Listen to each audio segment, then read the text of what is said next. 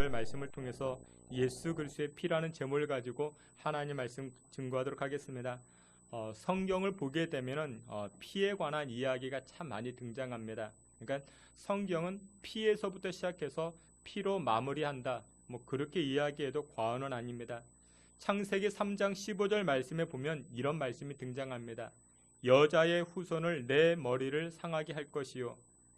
그러니까 여자의 후손이 내 머리를 상하게 한다. 너는 그의 발꿈치를 상하게 할 것이라 그렇게 말합니다. 여자의 후손이라는 것은 곧 예수 그리스도를 상징합니다. 예수 그리스도께서 내 머리를, 그러니까 마귀를 상하게 한다. 여러분들 상하게 한다라는 것은 피 흘림을 뜻하고 있습니다. 창세기 9장 4절에서도 고기를 그 생명되는 피채 먹지 말 것이라 말씀합니다. 요한계시록 7장에서도 이는 큰 환난에서 나오는 자들인데 어린 양의 피에 그 옷을 씻어 희게 하느니라 말씀합니다. 창세기부터 요한계시록이 이르기까지 계속해서 피에 관한 말씀이 등장을 합니다. 그래서 기독교는 피의 종교라 뭐 그렇게 말해도 과언은 아닙니다. 근데 이것을 잘못 해석하고 잘못 이해하면은 이단으로 빠지게 됩니다. 우리가 이제 성만찬 시간, 이제 성찬 예식을 진행할 때 떡을 뗍니다. 그러면서 예수님 하시는 말씀이 이것은 나의 몸이라 말씀하시고, 또한 잔을 나누면서 포도주를 나누면서 이것은 나의 피라 그렇게 이제 예수님 말씀하십니다. 근데 이 로마 군인들이 기독교를 핍박할 때 교회는 사람을 잡아먹는 곳이다. 피를 마시고 사람을 죽여서 그 인육을 먹는 곳이다. 뭐 그렇게 해석을 하며 뭐 온갖 핍박을 합니다. 그 오해가 있었던 것이죠. 여러분들 구약을 보면 인간이 하나님께 드리는 수많은 제사가 등장을 합니다. 거의 크게는 5가지의 제사인데, 근데 이 제사는 매일매일 하나님 앞에 드리는 행위입니다. 그러니까 하나님의 영광을 드러내기 위해서 인간의 행위가 드러나는 것, 그게 바로 예배입니다. 근데 하나님을 찬양하고 하나님께 예배 드릴 때 가장 기본적인 것이 무엇이냐? 그 제사에는 제물이 필요합니다. 제물. 근데 이 제물은 무엇으로 채워지는가? 바로 이런 동물을 죽입니다. 피를 냅니다. 예를 들어 가지고 1년에 한 번 속죄 제사라는 것을 드립니다. 속죄 제사. 그러니까 1년 동안 사람들이 지은 죄를 가지고 자신의 죄를 속죄함 받기 위해서 대제사장에게 나아갑니다. 그때가 7월 14일인데, 근데 그때 한 번 나갑니다. 근데 이 속죄 제사를 드릴 때 반드시 따라가야 할 것이 무엇이냐? 제물입니다. 이 제물을 죽여가지고 피를 흘립니다. 그 모습을 가지고 나의 죄를 대속하는 그 상징적 의미를 거기에 담아내기 시작합니다. 레위기 17장 11절을 보게 되면 육체의 생명은 피에 있음이라 내가 이 피를 너희에게 주어 단에 뿌려 너희 생명을 위하여 속하게 하였나니 생명이 피에 있으므로 피가 죄를 속하느니라 말씀합니다. 그러니까 피는 생명이기 때문에 피를 바쳐야만이 생명을 살릴 수가 있는 것입니다. 그래서 반드시 제사를 지낼 때는 뭐가 필요합니까? 피가 필요한 것입니다. 여러분들 피 언제 보신 적 있으십니까? 피를 냈다. 이것은 큰 희생입니다. 자신의 희생을 치르는 것, 그게 뭐 쉽겠습니까? 여러분들 주일날 시간을 드리고 예물을 드리고 그게 바로 우리의 피 아니겠습니까? 그만큼 여러분들 값진 것입니다. 근데 여기에서 말하는 이 피는 그것보다 더 큰 의미를 담고 있습니다. 구약시대의 죄사함을 받기 위해서 바쳐졌던 피, 제물을 통해서 흘려진 피는 오늘날 예수 그리스도의 그 피를 상징케 됩니다. 스가랴 13장 1절 말씀을 보면 그날의 죄와 더러움을 씻는 셈이 다윗의 족속과 예루살렘 거민을 위하여 열리라 말씀합니다. 그러니까 이 스가랴 말씀은 그러니까 예수님이 이 땅에 오시기 전에 500년 전에 활동했던 선지자가 이 스가랴 선지자였습니다. 근데 이 스가랴 선지자는 이제 장차 오실 예수님에 관해서 미리 예언했던 선지자입니다. 피 흘림이 없이는, 피 뿌림이 없으면 우리가 정결할 수가 없다. 그렇게 선포합니다. 그래서 이 본문이 어디로 넘어오는가? 히브리서 9장 12절에 보면 염소와 송아지의 피로 아니하고 오직 누구의 피로? 예수님의 피로, 예수님의 피로 영원한 속죄를 이루게 하셨다. 그렇게 성경은 선포합니다. 그 전까지만 해도 구약 시대에는 이스라엘 백성들이 1년에 한 번 자신의 죄를 속량하기 위해서 제물을 가지고 대제사장에게 나아가서 피를 흘립니다. 이 제물을 죽여가지고 피를 흘려서 자신의 죄를 속량받았는데, 이제는 히브리서 9장에서는 염소나 황소로 하지 아니하고 이제 무엇으로 한다? 예수 그리스도, 오직 예수 그리스도의 피뿌림으로 말미암아 우리의 속량함을 나타내셨다. 그렇게 성경은 선포합니다. 주께서 사랑하시는 귀한 성도 여러분들, 피뿌림은 곧 생명을 뜻합니다. 피뿌림을 통해서 저와 여러분들의 죄가 깨끗하게 맑게 씻겨지고 흰 눈보다도 더 희게 되신 줄 믿으시길 주의 이름으로 축원합니다. 그래서 우리가 믿는다라고 고백하는 것은 내가 나의 죄 때문에 나의 피를 흘려야 되는데 나를 위해서 누가? 예수님께서 자신의 피를 흘려주셨다. 그것을 믿는 것입니다. 그것을 믿을 때 우리가 속죄함을 얻을 수 있는 것이고 구원함에 이르게 되는 줄 기억하시기를 주의 이름으로 축원합니다. 출애굽기를 보게 되면은 모세가 이스라엘 백성들을 이끌고 애굽에서 출애굽하는 역사가 등장합니다. 여러분, 이 에집트, 요즘 말로 하면 이집트죠. 이 이집트는 아프리카 대륙과 그리고 아시아 대륙을 이어주는 그런 중간 역할을 감당합니다. 우리나라보다 한 5배 정도 큽니다. 근데 이 에집트의 전역을 지나가는 강이 하나 있습니다. 여러분들 잘 알듯이 나일강이라는 것이 있습니다. 이 나일강의 총 길은 6,600km나 됩니다. 이게 굉장히 길죠. 그렇게 긴 강이 어디를? 이 1,500km, 이 애굽을 지납니다. 에집트를 지나게 됩니다. 여러분들, 이 나일강은 킬리만자로에서부터 흘러내려온 그 케냐, 그리고 수단, 탄자니아, 거기를 거쳐가지고 이 애굽을 통과하고 지중해로 빠져나아갑니다. 이 나일강은 맑고 깨끗하고 수량이 풍부합니다. 모세 당시 이 에집트의 서울이 룩소라는 곳이었는데, 이 룩소는 땅이 기름지기가 그렇게 유명합니다. 나무가 우거져 있고 살기가 얼마나 좋은지 모릅니다. 그런데 하나님은 이스라엘 백성들을 어떻게 하십니까? 그곳을 떠나라 말씀합니다. 그것을 떠나라. 여러분들 혹시 여러분들 이스라엘 가보신 적 있으십니까? 가나안 땅에 가보신 적 있으십니까? 거기는 굉장히 척박합니다. 근데 그곳으로 가라 말씀하십니다. 물론 그 당시 애굽왕 바로는 이스라엘 백성들의 출애굽을 반대합니다. 좋은 의도로 반대한 것이 아니라 이 이스라엘 백성들이 노예로 일을 하고 있었기 때문에 출애굽하는 것을 반대합니다. 그런데 하나님께서는 어떻게 하십니까? 10가지의 기적을 보여주시면서 이스라엘 백성들을 출애굽시킵니다. 근데 여러분들, 그 마지막 재앙이 무슨 재앙인지 아십니까? 10가지 재앙. 피게 이파, 악도금의 흑창, 그러니까 흑암의 재앙에서 장자의 죽음에 이르는 재앙까지. 그렇죠? 마지막 장자의 죽음이었습니다. 근데 여러분들 출애굽기 12장을 보게 되면은 이 출애굽하기 전날 하나님께서는 이스라엘 백성들에게 이것을 요구합니다. 야, 너희들은 저녁에 밥을 지어 먹어라. 밥을 지어 먹는데 어떻게 먹어야 되는가? 쓴 나물을 먹어라. 그리고 누룩 없는 빵을 먹어라. 그리고 어떻게 먹어라? 앉아서 그렇게 먹지 말고 서서 먹어라. 그렇게 말씀합니다. 이것은 무슨 뜻을 담고 있는가? 쓴 나물을 먹는다라는 것은 여기서는 너희들 맛있게 지낼 수 없다, 그런 뜻입니다. 그리고 누룩 없는 빵, 빨리, 여러분들 빵을 만들 때는 발효를 시켜야 되잖아요. 그렇죠? 반죽을 해두고 여러분들 숙성되는 기간을 지나야 됩니다. 근데 누룩 없는 빵, 발효되지 않는 빵을 먹는다라는 것은 빨리 이동해야 된다라는 것입니다. 그리고 서서 먹어라. 앉아서 편하게 먹지 말고 서서 먹어라. 빨리 출애굽하라. 그런 뜻을 담고 있습니다.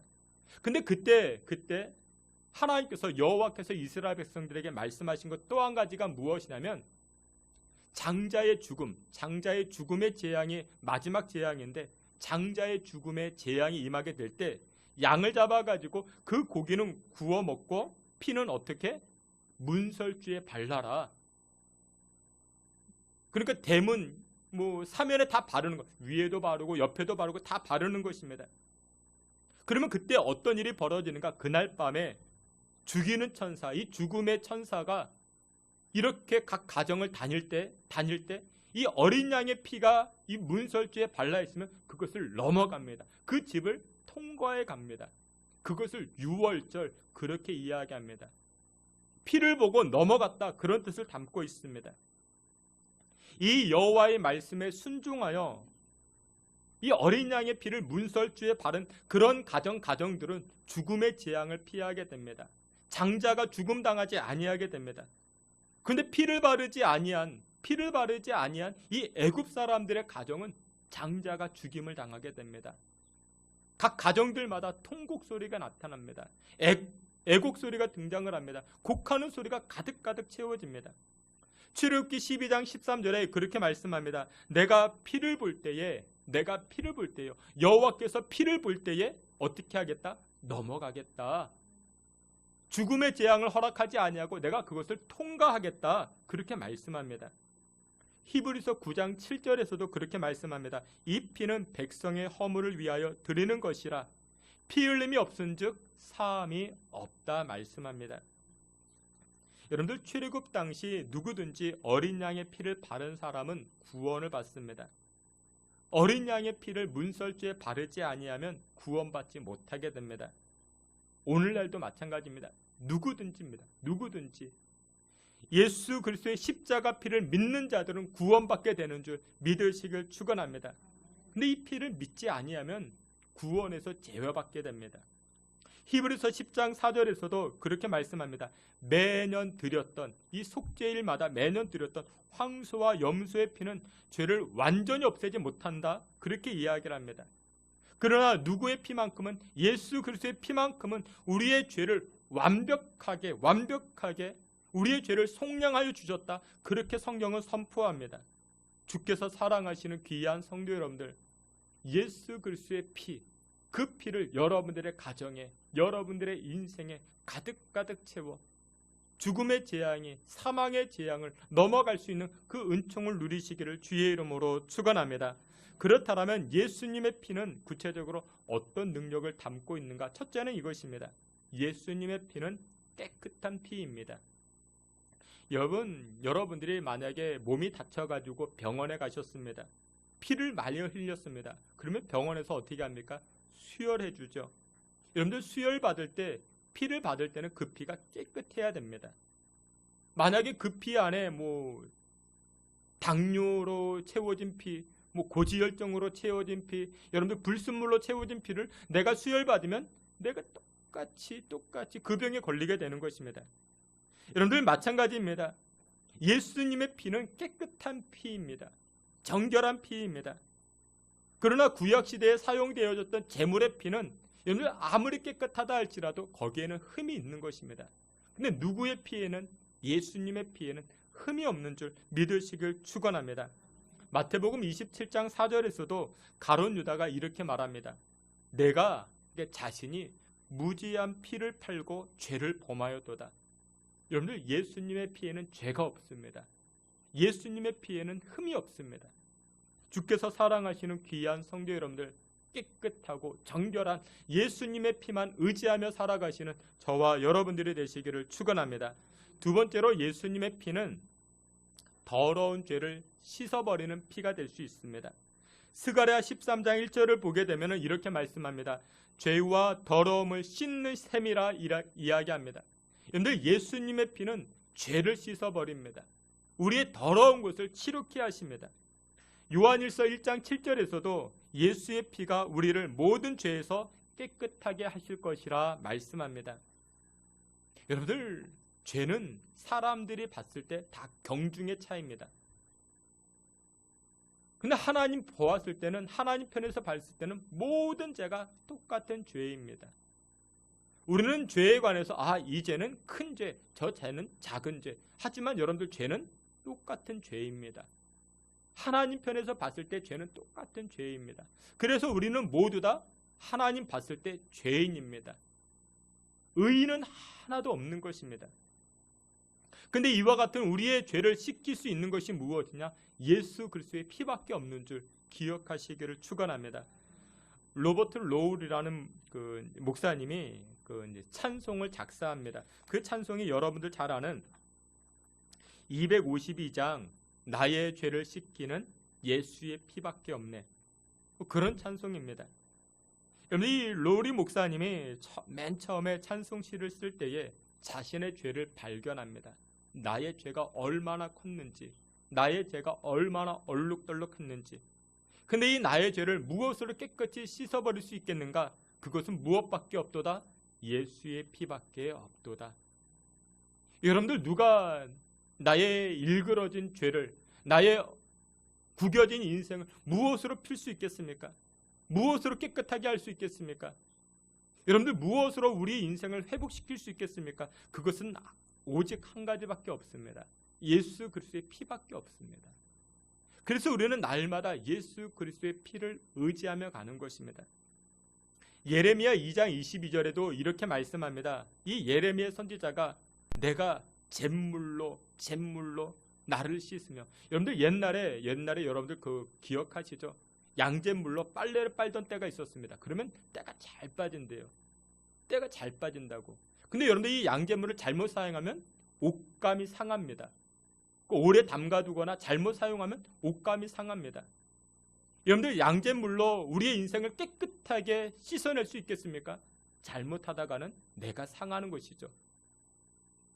예레미야 선지자는 이렇게 이야기합니다. 내가 잿물로 스스로 씻으며 또한 수다한 비누를 쓸지라도 내 죄가 오히려 내 앞에 그저 있으리라 라고 고백을 합니다.